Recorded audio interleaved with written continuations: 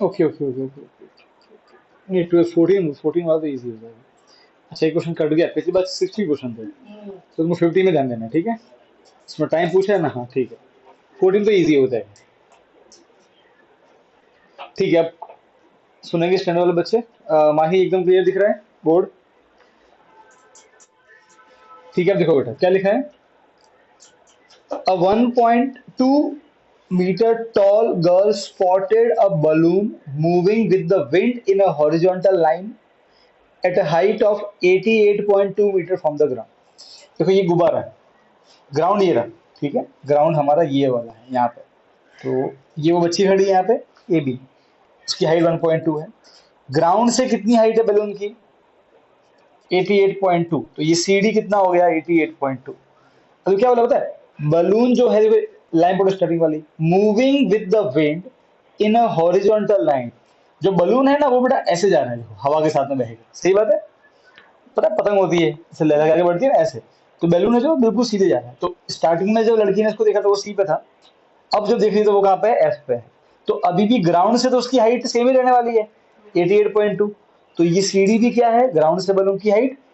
और E F भी क्या है? ग्राउंड से बलून की हाइट। और उसने बोला कि बलून जो है वो ऐसे नहीं जा रहा है ऊपर, वो ऐसे जा रहा है। बात समझ में आ रही है? तो ग्राउंड से हाइट कैसे रहने वाली है? हर बार सेम ही रहने वाली है, ठीक है। वो सीधा जा रहा है, मूविंग हॉरिजॉन्टली, मतलब ऐसे जा रहा है। तो यहाँ सी डी हाइट है बलून की हाइट ग्राउंड से, और यहाँ पे ई एफ है, मैंने लिखा है सी डी ई एफ 88.2, गल की हाइट 1.2। तो अब आपको क्या समझना है यहाँ पे? सबसे पहले देखो ये सब, ये भी 1.2, अगर ये 1.2 है तो ये भी 1.2, ये भी 1.2, फिगर की वजह से हाँ के ना, सब सेम होंगे ना दोनों। तो इतने को आप लिख दो 1.2। तो पहले फटाफट ये निकाल दो, इतना इतना, ये कौन है? F H. तो आप खुद देखो, ये जो पूरा है कौन सा? E F. ई एफ जो है वो बना है ई एच और एच एफ से, सही बात है। अब ई एफ जो है वो पूरा ग्राउंड बलून की हाइट है, वो तो 88.2 है। और ई एच जो है वो है 1.2, और एच एफ जो है वो मुझे मालूम नहीं है। यहाँ एफ एच या एच एफ एक ही बात है। अगर यहाँ लिखा है एफ एच तो वहां भी एच एफ ही लिखना है ना, एफ एच, ताकि आपको पहचानने में दिक्कत ना हो। प्लस बनेगा माइनस, सो 88.2 माइनस 1.2 कितना हो जाएगा? ये 87.0, मतलब 87 मीटर। अब आप खुद देखो, जितना एफ एच होगा उतना ही जी सी भी होगा, और यहाँ के ना दोनों सेम ही है फिगर से, तो आप इसको फटाफट लिख देना जी सी। इतना आपको फटाफट सब तैयार करके रखना है। ये स्टार्टिंग की कंडीशन। देखो आगे सॉल्व तो कर लेंगे, पर जब भी ऐसा डायग्राम हो ना तो आप देखो, सबसे पहले डायग्राम बनाओ, फिर ये पॉइंट को नाम दो तुरंत, ठीक है। फिर जो इन्फॉर्मेशन दी है उसको ऐसे लिख दो फटाफट से, और फिर फटाफट से ये स्टार्टिंग वाला काम कर दो, क्योंकि ट्रायंगल जो होगा वो ये बनेगा। बात समझ में आ रही है? बी एच एफ, तो उसमें एच एफ आएगा, यहाँ एफ एच आएगा, तो मुझे तो वो चाहिए, तो निकाल दिया। फिर हम ट्रायंगल लेने वाला है बी जी सी, तो उसमें जी सी आएगा, वो मैंने पहले से निकाल रख दिया। तो जो चाहिए वो पहले से निकाल दो, ठीक है। अब बलून स्टार्टिंग में कहां पे था, यहां पे ही था, अरे हाँ के ना, स्टार्ट में यहाँ पे ही है ना, ठीक है। एंडिंग में कहाँ पहुंचा, ये स्टार्ट और ये फाइनल। तो बलून कितना डिस्टेंस चला, जीएच इतना चला, यहाँ पे था यहाँ पे चला गया, यहाँ से यहाँ पहुंचा ना, तो इतना डिस्टेंस चला, और ये दोनों तो बराबर है। तो बलून कितना डिस्टेंस चला, जी एच, सही बात है। यहाँ तक कोई दिक्कत है तो बोलो, कोई दिक्कत है, मुझे यही निकालना है। क्वेश्चन पढ़ो क्या लिखा लास्ट में, find the distance travel by the balloon, correct, सही बात है, अरे हाँ के ना। तो अब मुझे ये बताओ, तो डिस्टेंस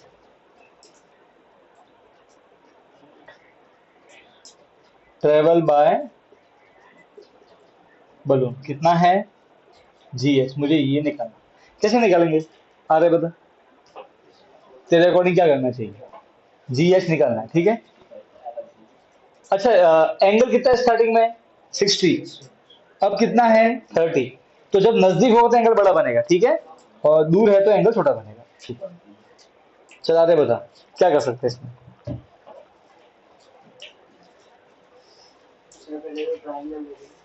ठीक है, ट्राइंगल ले ले, कौन सा ट्राइंगल लेगा पहले बता।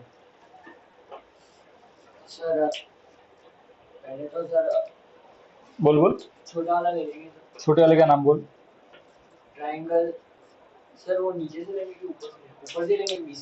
से ले, यहाँ से जब तू यहाँ से लेगा तो तू खुद सोच ना, अगर तू यहाँ से लेगा ए डी से, तो मेरा ट्रायंगल कहाँ रहा, फिर तो ये ऐसा बन गया, तो मुझे ये लेना पड़ेगा, है ना।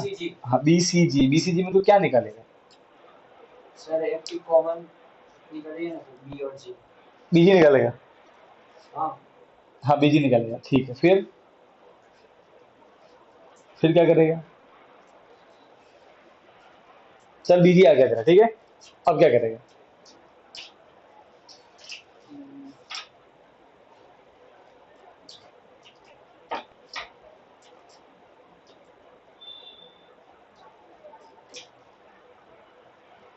बता भी बोला। सर बीजी निकालने के बाद sir triangle B F H लेंगे, फिर उसमें से सर बी एच निकालेंगे, फिर और बीजी माइनस बिल्कुल, बीजी बी एच इतना है, अरे हाँ के ना, और बीजी ये रहा, तो इस पूरे में से इतना इतना माइनस कर खा जाएंगे तो जीएच बचेगा ना, वही तो निकालना है हमें, ठीक है। डेड सेट खत्म हो गया, बस तो ट्रायंगल लो फटाफट से, ट्रायंगल बी जी सी, यहाँ 90 बन रहा है, ठीक है ना, तो लिख देना कि इसमें एंगल जी कितना है, 90। तो इसको अलग से बना लो ताकि समझ में आए सही से, बी जी सी, स्टार्टिंग वाला एंगल 60 है, जी सी हमने ऑलरेडी निकाल दिया है, कहाँ गया, ये रहा, ठीक है, 87, तो ये मालूम है हमको 87। आपको खुद को मालूम है कि आपको क्या करना है, एंगल के सामने P, बचा हुआ B, और ये 90 के सामने होता है H, H से कोई मतलब नहीं, हमें हमें तो मतलब है P और B से, इसमें आता है टेन थीटा में, तो टेन 60 बराबर P अपॉन B, P कौन है, GC, और B कौन है, BG,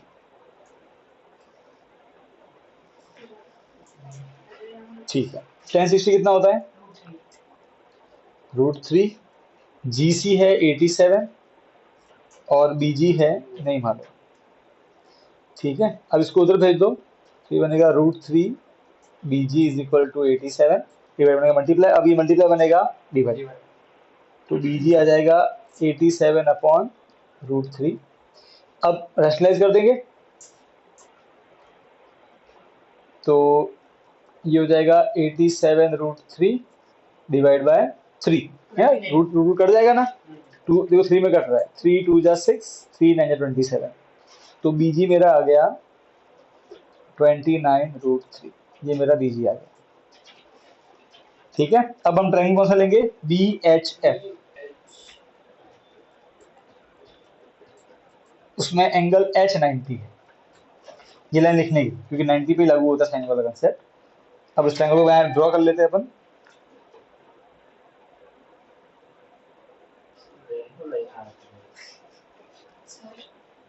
एक मिनट बेटा, बी एच एफ ये 30 अगेन। एच एफ हमने पहले से निकाला हुआ, एफ एच या एफ एच एफ एक ही है 87, एंगल के सामने पी, बचा हुआ बी, बी मुझे निकालना है, ठीक है। सो 1030 वो होता है पी अपॉन बी, पी है एच एफ या एफ एच एक ही बात है, और बी है मेरा बी एच। 1030 होता है 1/√3, एफ एच 87 मालूम है और बी एच निकालना है। ये यहाँ पे होगा मल्टीप्लाई, डिवाइड है तो 1 इंटू बी एच और √3 इंटू 87, ठीक है। तो मेरा बी एच आ जाएगा 87√3। यहाँ तो कोई दिक्कत है, समझ में आ रहा है को? माही बड़े यहाँ तक क्लियर है? अब आप देखोगे बी एच क्या है, B G plus G H, G H मुझे निकालना है। तो बी एच कितना है 87√3, बी जी कितना है 29√3 प्लस जी एच है, प्लस बनेगा माइनस, तो आंसर आएगा 87√3 minus 29√3 is equal to G H. तो कितना बच गया 8, और 17 में से 8 और 7 तो 5, 58√3 मीटर मेरा जी एच है। ये आंसर है, ठीक है। इतना ही डिस्टेंस ट्रेवल किया, बता क्लियर है?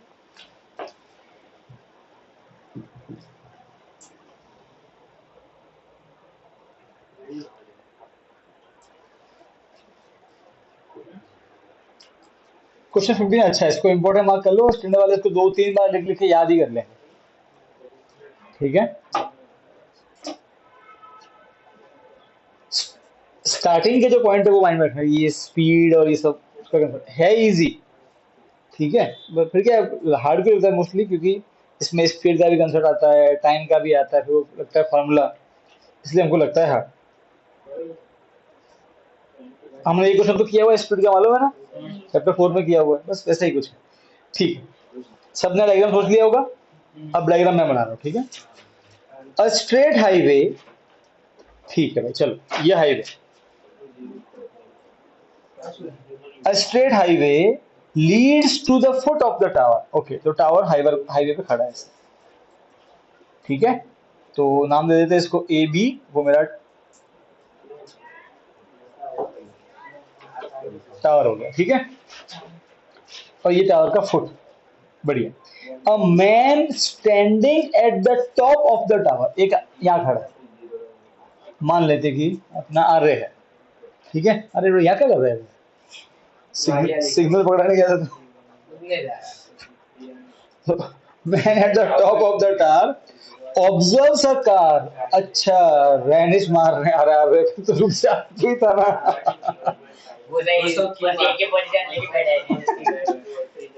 ये तो वो वाला फीलिंग नहीं आ रहा, पबजी वाला फीलिंग, पता तो ऊपर चढ़ के फिर वो स्कोप से मारता है।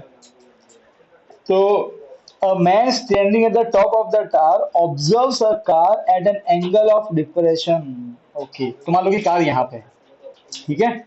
तो अब ये इसको ऑब्जर्व कर, देखो बेटा, जब ये इसको देखेगा तो आरे का जो लाइन ऑफ साइट होगा वो तो ये होगा, और बोल रहा है कि एंगल ऑफ डिप्रेशन, तो सीधी सी बात है ये होगा हॉरिजॉन्टल, अरे हाँ के ना, होराइजन, और बोला एंगल ऑफ डिप्रेशन, तो ये एंगल दिया हुआ, सीधी सी बात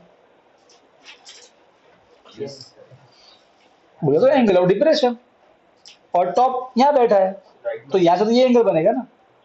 और हमेशा देखो, आप अगर आपको कंफ्यूजन हो सर ये एंगल 30 की ये, तो बेटा एंगल ऑफ डिप्रेशन हमेशा बनता है होराइजन के साथ में, मतलब हॉरिजॉन्टल के साथ में, ऐसी लाइन बनानी पड़ती है।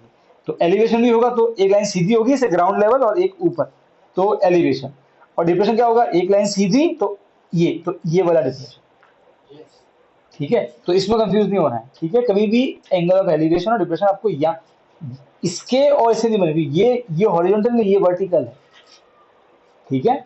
तो ऑलवेज हॉरिजॉन्टल चाहिए। तो ये 30 हो गया। फिर क्या बोला है, which is approaching the foot of the tower, ठीक है। अब जो रहने की गाड़ी है वो टावर के फुट इधर आ रही है, गाड़ी चल के इधर आ रही है, बढ़िया, विथ अ यूनिफॉर्म स्पीड, क्या मतलब वो यूनिफॉर्म स्पीड? जो आ रही थी वही स्पीड। यहाँ कार है, ओके, उसकी स्पीड यूनिफॉर्म है, मतलब फिक्स स्पीड है। बात समझ में आ गई? यूनिफॉर्म स्पीड मतलब स्पीड चेंज नहीं होगी, हम स्पीड को मान लेते हैं एस, एस पर स्पीड, ठीक है। 6 second later the angle of depression of the car is found to be 60। अब कार इधर आ रही है, 6 सेकंड हो गए, जब आ रही है वापस देखा तो कार अब यहाँ पहुंच चुकी है बी पे। बात समझ में आ रही है? तो यहाँ तो कोई दिक्कत नहीं है, ठीक है। फिर जब आर्य ने देखा तो एंगल ऑफ डिप्रेशन अब थोड़ा बड़ा बनेगा, और यहाँ के ना, क्योंकि पहले ऐसे था, अब यू देखना पड़ रहा है बिल्कुल नीचे, पहले ऐसे देखा था, अब आगे पूरा बिल्कुल नीचे दिख रहा है ऐसे, तो एंगल बढ़ जाएगा यहाँ से यहाँ, ये कितना हो जाएगा अभी एंगल 60। अब कार यहाँ खड़ी है। अब देखो कार को सी से डी आने में टाइम कितना लगा? 6 सेकेंड इसको लगे टाइम, कहाँ से? सी से डी तक आने में, ठीक है। तो मैं इसको ऐसे काम कर लेता हूँ, इसको अपन क्या पूछा लास्ट में? फ्रॉम दिस पॉइंट, यहाँ से, ठीक, इसको अपन T1 मान लेते हैं, कोई दिक्कत नहीं है, स्टार्टिंग का था टी सी से डी आने में, ठीक है, बढ़िया। अब क्या बोला? Find the time taken by the car to reach the foot of the tower from this point.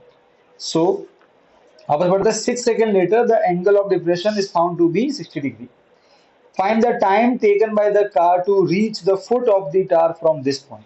अब यहां से कार कहां जाएगी? ए तक जाएगी, तो डी से ए तक जाने में टाइम कितना लगा वो निकालना। ये बात समझ में आ गई? यहां तक कोई दिक्कत है तो बोलो। समझ गए? तो क्वेश्चन कैसा है? आर्य टावर के टॉप पे खड़ा है, रेनिश कार को लेके किधर आ रहा है? टावर की तरफ। स्टार्टिंग में कितना एंगल था डिप्रेशन का? 30। फिर जब 6 सेकंड हुए तो 6 सेकंड बाद आर्य रेनिश यहां से यहां पहुंच गया, तो इसका टाइम 6 सेकंड। अब कितना एंगल हो गया आर्य का? 60। अब ये निकालना है कि रेनिश डी से ए तक जब पहुंचेगा तो उसको कितना लगेगा, मुझे ये T2 निकालना है, ठीक है। यहाँ पे तुम उसको और सिंपल करना चाहते हो तो तुम उसको ऐसे ही लिख सकते हो, देखो टी सी डी मतलब सी डी वाला टाइम, और टी डी ए या ए डी मतलब ए डी वाला टाइम, ठीक है। ये सब हमारे हाथ में होता है, हम कैसे लिखें, T1 T2 भी चलेगा, वो सब तुम्हारी इच्छा है।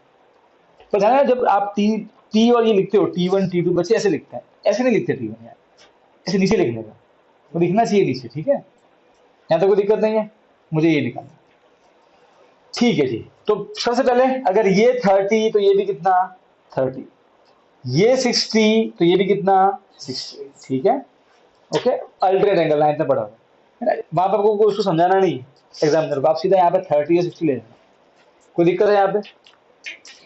अब एक बात तो समझ में आ गई, सर दो ट्रायंगल कौन से लेंगे बताओ, दो ट्रायंगल कौन से लेने वाले हैं? एक तो ये वाला और एक बड़ा वाला, इन दोनों में ए बी कॉमन है, सही बात है, तो हम ए बी का यूज कर सकते हैं, सही बात है, ठीक। पर ये सब करने से पहले आपको हल्का फुल्का जुगाड़ करना है, ठीक है। अब वो हल्का फुल्का जुगाड़ क्या है उसकी अपन बातें करते, तो ठीक है। देखो ध्यान से देखना, सबसे पहले हमारे पास यहाँ पे दो डिस्टेंस है, ठीक है, उसका मैं पूरा जुगाड़ यहाँ कर रहा हूँ। देखो अब ये वाली कैलकुलेशन है, आपको इसका ध्यान रखना है। सबसे पहले मैं सी डी की बात करता हूँ, तो अगर मैं सी डी की बात करूं तो सी डी के लिए डिस्टेंस कितना? सी डी है, कितना डिस्टेंस है, ठीक है। टाइम कितना सी डी के लिए? 6 सेकेंड, और स्पीड कितनी है? एस। नहीं स्पीड तो यूनिफॉर्म है, चेंज नहीं हो रही है, इसलिए ऐसे लेनी है, तो बोला यूनिफॉर्म स्पीड है, वो सेम रखना। बड़ा अब लगा लो फॉर्मूला स्पीड का, speed is equal to distance upon time, ठीक है। एस तो ऐसी है, डी मिला कितना है सी डी, और टी सी डी कितना है 6, मल्टीप्लाई बनेगा तो 6 इंटू एस, एक काम करो बेटा इसको ना एस एक्स लेते हैं, क्योंकि बेटा क्या कभी बच्चे इसको 5 मान लेते हैं, इसको एक्स मानो, ठीक है, इजी रहेगा यार पहचानने में। मेरी बात समझ में आ रही है? क्योंकि ऐसा गलती बहुत बार बच्चे करते हैं यार, इसको यहाँ तो स्पीड की डिस्टेंस अपॉन टाइम एक्स और 6x हो जाए, कोई दिक्कत है यहाँ तो? कोई दिक्कत है? अब हम दूसरा पॉइंट लेंगे ए डी। जब कार ए से डी गई तो डिस्टेंस कितना?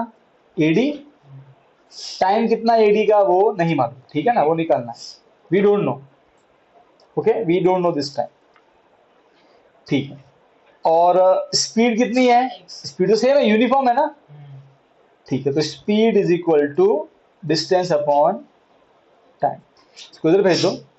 तो मुझे ये निकालना है, टी एडी निकालना है, ठीक है। तो x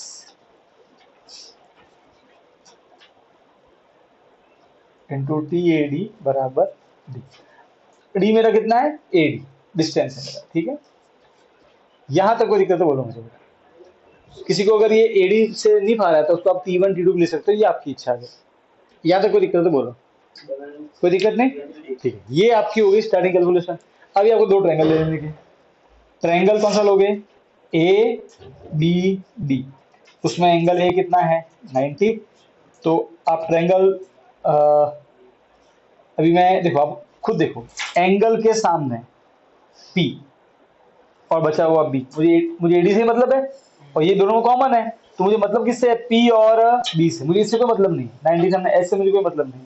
तो क्या आपको सोचना कि हाँ यहाँ पे पी और बी है मतलब टेन थीटा, तो टेन 60, पी कितना है ए बी और बी कितना है A D, and we don't the value of A D also, हमें से मालूम है ए डी कितना है, इसको अपन 1 2 ले लेते हैं, 1 और 2, ठीक है। 1060 कितना होता है बेटा, √3, ठीक है। तो ये हो गया √3, ए बी हमें नहीं मालूम, और ए डी कितना है, x इंटू टी डी, ठीक है। डिवाइड क्या बनेगा, मल्टीप्लाई, तो √3 x टी ए डी बराबर ए बी, ये इक्वेशन नंबर 3।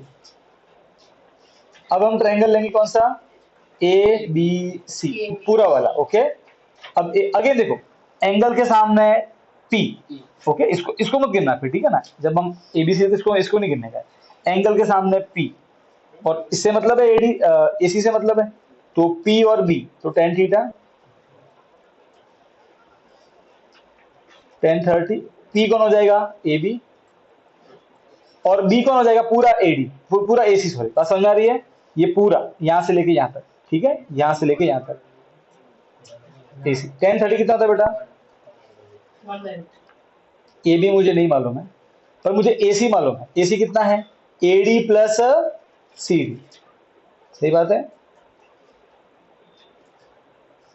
ठीक है। अब काम करेंगे, इस वैल्यू को अपन भेज देते इधर, तो 1 इंटू ये आ जाएगा, तो A D plus C D divide by √3 is equal to A B, equation number 4। यहां तक कोई तकलीफ है तो मुझे बोलो,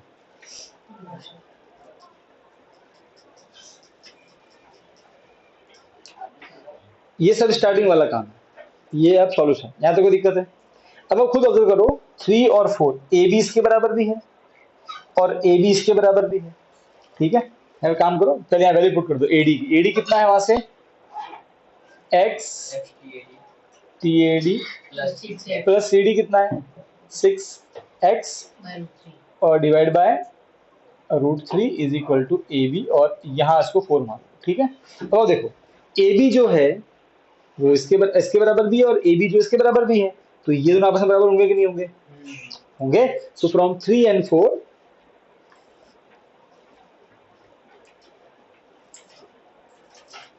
हम ये कह सकते हैं कि √3x t is equal to ये। अब यहां पे एक ट्विस्ट होगा, ध्यान से देखना किस तरीके से हम काम करने वाले हैं। ये डिवाइड क्या बनेगा, मल्टीप्लाई, सो √3 इंटू √3, 3x t। अब कुछ छेड़ना वेड़ना मत, देखो यहां भी x है यहां भी x कॉमन आ जाएगा, तो बचेगा t a d plus 6, okay. x multiply क्या बनेगा, डिवाइड, तो 3x t a d divide by x। भाई हम एक साथ में दो दो वेरिएबल निकाल सकते नहीं है, यहाँ पे x भी था वो भी नहीं मालूम, स्पीड भी नहीं मालूम और t a d भी नहीं मालूम, तो देखो हम x को हटा रहे हैं, x कट हो जाएगा, तो बचेगा क्या, 3t a d बराबर t a d plus 6 plus क्या बनेगा minus so 3TAD minus TAD is equal to 6, बचा 2TAD is equal to 6, multiply बनेगा डिवाइड, तो TAD बराबर 6/2, 3 सेकेंड। उसको 3 सेकेंड लगे डी से ए आने में। बात समझ में आई? अब वापस देखो कैसे किया, डायग्राम क्लियर था? ठीक है, मुझे क्या दिया था क्वेश्चन में? देखो सबसे पहले ये जो स्टार्टिंग वाला काम है ये आपको समझना है, बाद में कैलकुलेशन है। सबसे पहले आप क्या करोगे, स्पीड यूनिफॉर्म है, कभी चेंज नहीं हो रही, इसलिए उसको एक्स मान लेना।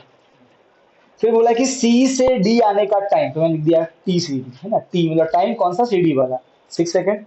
फिर पूछा कि कितना टाइम लगेगा ए से डी में जाने में, मतलब एडी वाला टाइम निकालना था, मैंने एडी वाला टाइम मुझे नहीं मालूम है, क्वेश्चन मार्क। फिर मैंने क्या किया, दो डिस्टेंस है यहाँ पे, एक सीडी डिस्टेंस और एक एडी, मैंने सीडी वाला ले लिया। सीडी के लिए distance CD, time 6, speed x, speed distance upon time, x का x, डिस्टेंस सीडी है, टाइम इसका दिया हुआ है 6, उधर जाएगा 6 आ जाएगा, 6 इंटू एक्स, कौन सा, सीडी। अब आता है एडी पे, एडी के डिस्टेंस एडी, टाइम नहीं मालूम, क्वेश्चन मार्क, स्पीड तो यूनिफॉर्म बोला है पहले से फिक्स रहेगी, तो x लिख दिया, स्पीड डिस्टेंस अपॉन टाइम, ये भी नहीं मालूम, ये भी नहीं मालूम, इसको उधर भेज दो, x इंटू टी एडी आ गया, एडी, डिस्टेंस कितना था 80, ये दो मिल गए। फिर हम क्या गए, फिर हम गए इस ट्रायंगल के पास में, यहाँ पे देखा कि एंगल के सामने ये साइड दोनों में कॉमन है, दो ट्रायंगल में, इसको लेना ही पड़ेगा। और रही बात एडी की, वही तो टाइम निकालना है मुझे, तो मुझे इससे मतलब है, तो ये एंगल के सामने पी और बी, तो टेन थीटा, ये आपने डिसाइड कर लिया कि 10 लगेगा, 10 थीटा लगा दिया, आ गया। ए बी नहीं मालूम है, इसकी वैल्यू मालूम है, और एडी कितना है मेरा, वहां से वैल्यू पुट कर दी। और समझना कि वो पार्ट क्यों जरूरी है, पहले आपको वही लिखना है, वो आपको याद कर लेना कि हाँ मुझे इतना करना है, बाद में तुम्हें सिर्फ पहले पुट के बाद में कैलकुलेशन तो किया, वो तो हर बार कर रहे हैं, बस वो ध्यान रखना आपको, ठीक है। इतना स्पीड वाले क्वेश्चन में ये जो स्टार्टिंग वाला काम होता है, ये जो ढंग से करता है ना, उसको क्वेश्चन आसान लगता है। वरना बच्चे करते हैं, बच्चे ये ट्रायंगल ले लेंगे और यहाँ फंस जाएंगे, क्योंकि उसको एडी तो मालूम ही नहीं है, वो एडी को एडी लिखता है, पर हमको एडी को लिखना है एक्स इंटू टी, हमें टाइम निकालना है, समझ गए, इसलिए वो किया। अब इसको इधर भेज दो, तो √3 x टी आ गया, ये भी हमें मालूम है कि ए भी दोनों में है, इसलिए लास्ट इस वाले बड़े ट्रायंगल में भी ए भी आएगा और हम दोनों को इक्वल कर देंगे, तो ये भी दोनों में है ना, तो मैंने पहले ही बोला है, जो साइड दोनों में हो आपको आंसर तक वही लेके जाएगा, दैट्स इट। एबीसी का ट्रायंगल ले लो, इसमें 10 30 P/B, P कौन है, ए बी कौन है, पूरा, ओके, एबीसी के लिए पूरा ये बेस बनेगा, ठीक है ना, कौन सा, ए सी, ठीक, एसी कितना, ये तो 1/√3, एसी कितना है, एडी प्लस सी डी, दिख रहा है हमको, बस दिखता है वही लिखना है, ठीक है। इसको ऊपर लेके चले गए, फिर इसकी वैल्यू पुट कर दी, एडी वो रहा और सी डी ये रहा, मैं पुट कर दिया, √3 आ गया, ए बी, दोनों ए बी है, दोनों को इक्वल कर दो फॉर्म लिख के, ठीक है।